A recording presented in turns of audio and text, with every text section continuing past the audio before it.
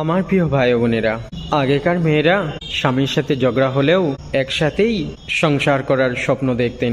কারণ তারা স্বামীকে সম্মান করতেন, শ্রদ্ধা করতেন, অন্তরের অন্তঃস্থল থেকে ভালোবাসতেন। তাই তারা স্বামীকে ছেড়ে যাওয়ার তো কথা কখনোই ভাবতেন না, স্বপ্নই দেখতেন না, চিন্তাও করতেন না।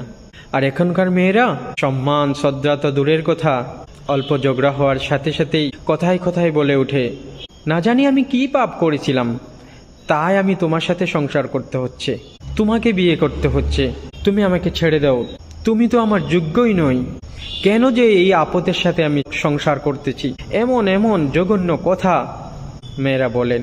আমার প্রিয় মা ও বোনেরা, মনে রাখবেন আপনার স্বামীর থেকে আপন এই পৃথিবীতে আর কেউ হতে পারে না।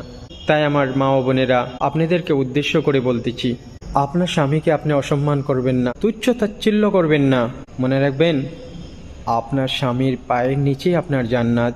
তাই ঝগড়া হওয়ার পর যদি আপনি নিজেই আপনার স্বামীর সাথে আপোষে আসতে না পারেন, একটা কথা ভালো করেই মনে রাখবেন, ডিভোর্স হওয়ার পর আপনাকে পুরা পৃথিবীর সাথেই আপোষ করেই চলতে হবে। তাই একটা কথাই আছে না, ভাবিয়া শুনিয়া করিও কাজ, করিয়া ভাবিও না।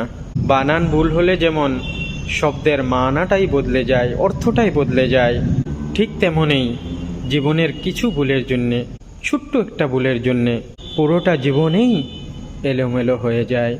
তাই স্বামীর ঘরেই থাকুন, দেখবেন অনেকেই আপনাকে স্বপ্ন দেখাবে, কিন্তু ডিভোর্স হওয়ার পর সবাই আপনাকে ভোগ করতে চাইবে, কেউ আপনাকে বিয়ে করতে চাইবে না।